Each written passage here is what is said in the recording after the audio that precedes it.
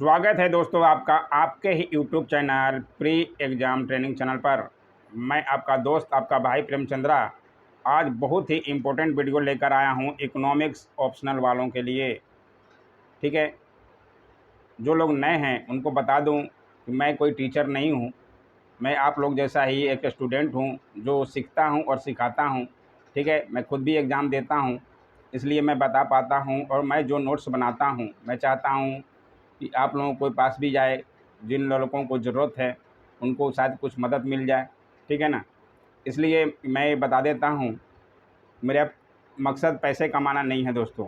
इसलिए लिखा हुआ नोट है डेमो क्लास। हम डेमो क्लास नहीं दिखाते और पैसे ठगते नहीं हैं बच्चों से। ठीक है, जो मेरे पास उपलब्ध होता है हम दिखा देते हैं। अच्छा हो बुरा हो ये आपके ऊपर है, आप अपने अनुसार नोट्स बनाएं। आप भी बीपीएससी की तैयारी कर रहे हैं, ठीक है, तो यही है।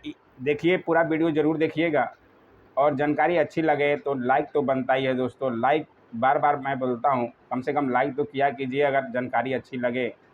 ठीक है, लाइक करने में कंजूसी मत कीजिए। सबसे इम्पोर्टेंट सवाल है ये इकोनॉमिक्स का ऑप्शनल का, मॉनेटरी पॉलिसी, मौद्रिक नीति।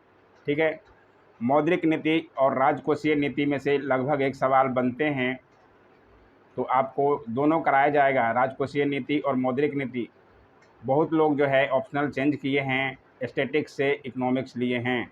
ठीक है, और 1 महीने में लगभग तैयारी तो हो नहीं पाएगा, लेकिन जितना बन सकेगा हम भी प्रयास करेंगे और आप भी प्रयास कीजिए, ज़रूर हो जाएगा दोस्तों अगर आप हिम्मत रखिएगा तो। ठीक है ना, आइए देखें। सवाल तो हैं, मौद्रिक नीति पर सवाल बनते ही रहते हैं। मौद्रिक नीति को समझते हैं।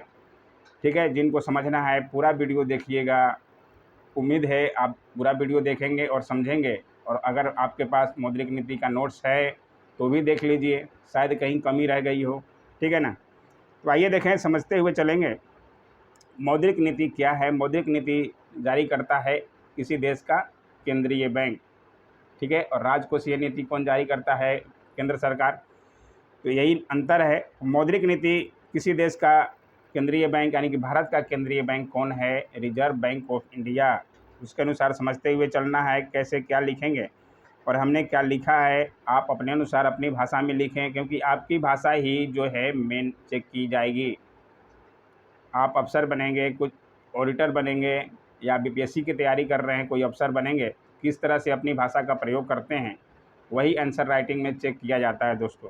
ठीक है, तो मैंने अपनी भाषा का प्रयोग किया है, आप अपनी भाषा का प्रयोग कर सकते हैं। ठीक है, जानकारी अच्छी लगे तो लाइक तो बनता ही है दोस्तों, और नए हैं सब्सक्राइब कर सकते हैं अगर आपको आपके भाई का चैनल पसंद आता है तो।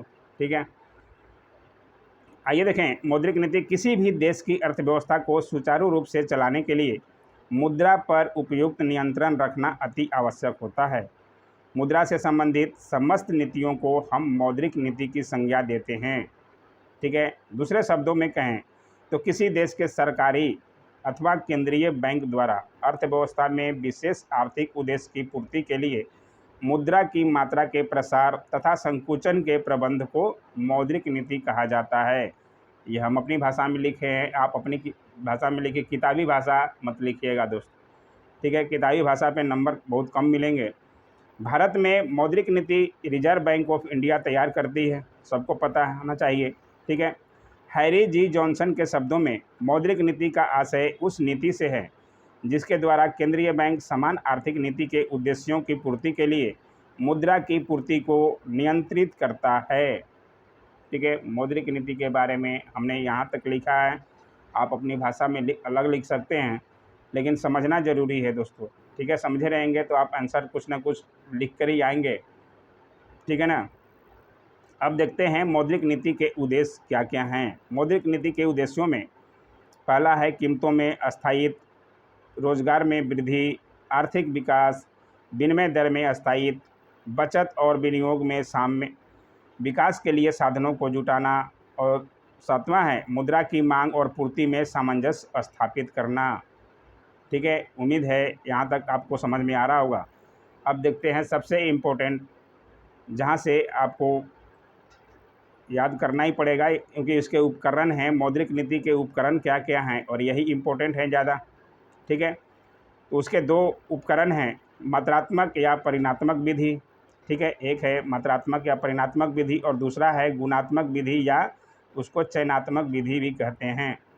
ठीक है, मात्रात्मक विधि में ये देखिए नोट किया गया है, बैंक दर आता है, नगद आरक्षित अनुपात यानी कि CRR आता है, खुले बाजार की क्रियाएं आती है, तरल कोषानुपात में परिवर्तन आता है, रेपो रेट आता है और रिवर्स रेपो रेट आता है। इन सब को हम डिटेल में चलेंगे। ठीक है, और ये गुणात्मक विधि में ये देखिए नैतिक अभिप्रेरण, साख की राशनिंग, सीधी कार्रवाई और सीमांत आवश्यकताएं।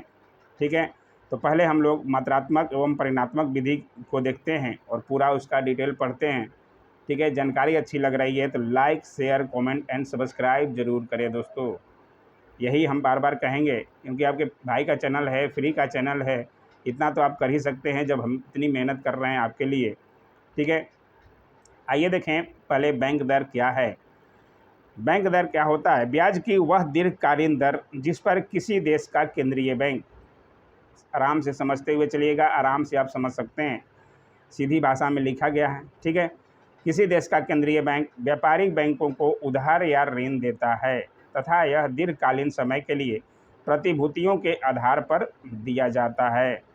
ठीक है, जब किसी देश के केंद्रीय बैंक को लगता है कि बाजार में मुद्रा की मात्रा ज़्यादा है तो केंद्रीय बैंक मुद्रा की मांग कम करने के लिए ब्याज दर में वृद्धि कर देता है तथा जब केंद्रीय बैंक को लगता है कि बाजार में मुद्रा की पूर्ति कम है तो बाजार ब्याज दर में कटौती कर बाजार में मुद्रा की मात्रा को बढ़ाता है। इस तरह किसी देश का केंद्रीय बैंक बाजार में मुद्रा को संतुलित रखता है। ठीक है, तो बाजार में संतुलित करने के लिए रिजर्व बैंक क्या क्या करता है इसके बारे में है। अब देखते हैं दूसरा, रेपो रेट क्या होता है। आसान भाषा में लिखा गया है, समझाया गया है ताकि सबको समझ में आ जाए। ब्याज का वह दर है जिस दर पर देश का केंद्रीय बैंक अल्पकाल के लिए व्यापारिक बैंकों को उधार देता है। जब किसी देश के केंद्रीय बैंक को लगता है कि बाजार में मुद्रा की कमी है तो ब्याज दर में कमी कर देता है जिससे व्यापारिक बैंक ज़्यादा उधार लेकर ग्राहकों को ज़्यादा से ज़्यादा मुद्रा का लोन दे सकें। ठीक है, इसी तरह जब केंद्रीय बैंक को लगता है कि बाजार में मुद्रा की मात्रा ज़्यादा है तो ब्याज दर में वृद्धि कर देता है ताकि ग्राहक कम लोन लेंगे। ऐसी स्थिति में लोगों के पास मुद्रा कम आएगी तो इस प्रकार मुद्रा की स्थिति बाजार से में दूर हो जाएगी। ठीक है, उम्मीद है ये भी समझ में आ गया होगा, रेपो रेट भी। अब देखते हैं रिवर्स रेपो रेट क्या होता है। अतिरिक्त नकदी की स्थिति में जब व्यापारिक बैंकों के पास ज़्यादा मुद्रा आ जाती है तो ऐसी स्थिति में जिस दर पर केंद्रीय बैंक व्यापारिक बैंकों का धन अपने पास रख लेता है उसे रिवर्स रेपो रेट कहते हैं। अर्थात केंद्रीय बैंक को उन व्यापारिक बैंकों को उनके धन पर ब्याज देना पड़ता है। ठीक है, ये भी उम्मीद है समझ में आ गया होगा। अब देखते हैं नगद कोष अनुपात यानी कि CRR क्या है। किसी भी देश के केंद्रीय बैंक के नियमानुसार प्रत्येक व्यापारिक बैंक को एक निश्चित राशि केंद्रीय बैंक के पास अनिवार्य रूप से जमा रखनी पड़ती है, उसे नगद कोषानुपात कहते हैं। ठीक है, पांचवा है सामयिक तरलता अनुपात यानी कि SLR। ये क्या होता है? ये सब आपके PT एग्ज़ाम के लिए भी बहुत इम्पोर्टेंट है। प्रत्येक व्यापारिक बैंक को अपनी कुल जमा राशि का एक निश्चित भाग हर समय अपने पास नगद रखना पड़ता है जिसे सामयिक तरलता अनुपात कहते हैं, जिससे वह अपने ग्राहकों को भुगतान कर सके। ठीक है, तो ये भी नियम है। आइए देखें अब छठा में क्या है इसका, खुले बाजार की क्रियाएं। इसमें क्या है? खुले बाजार की क्रियाओं के अंतर्गत देश का केंद्रीय बैंक स्वयं मुद्रा, पूंजी बाजार में ट्रेजरी बिलों, प्रतिभूतियों और बॉन्डों का विक्रय और क्रय करता है जिससे मुद्रा की मांग और पूर्ति में संतुलन बना रहे। तो ये था पहला।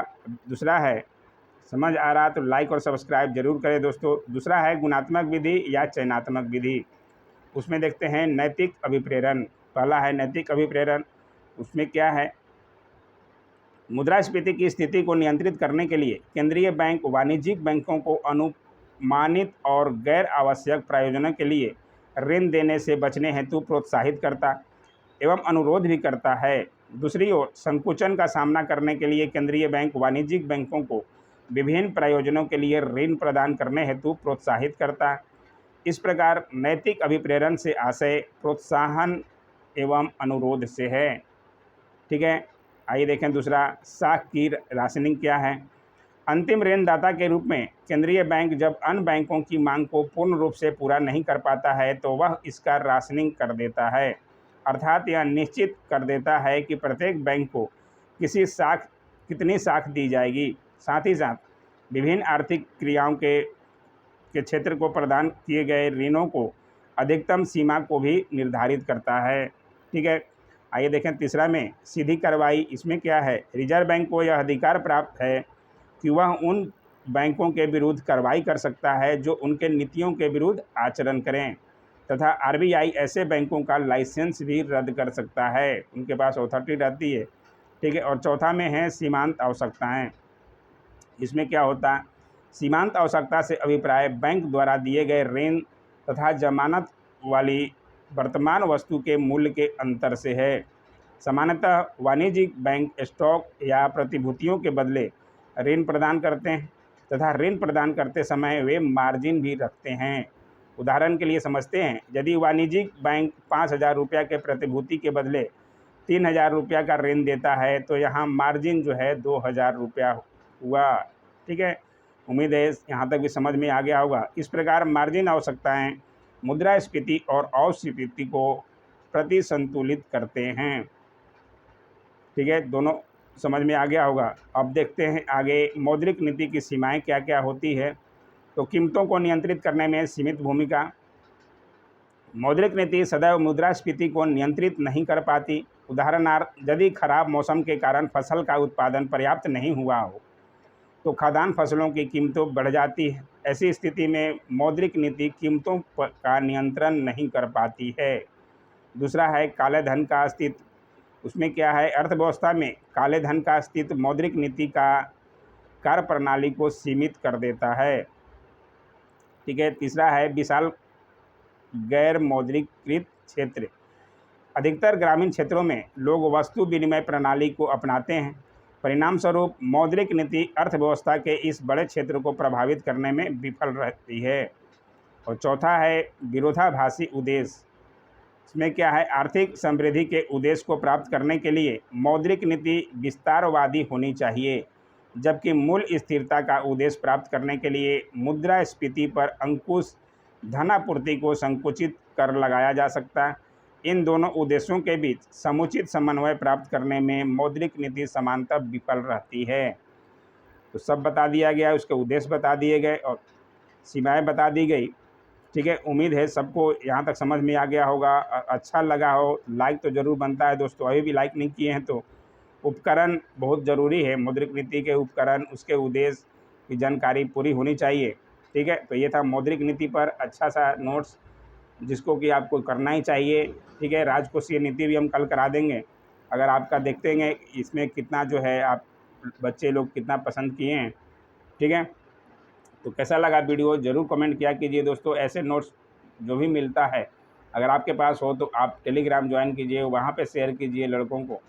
ठीक है, उम्मीद है आप सब लोग को जानकारी अच्छी लगी होगी। ऐसे ही वीडियो के लिए लाइक, शेयर, कमेंट और सब्सक्राइब जरूर करें दोस्तों। Thanks for watching my YouTube channel.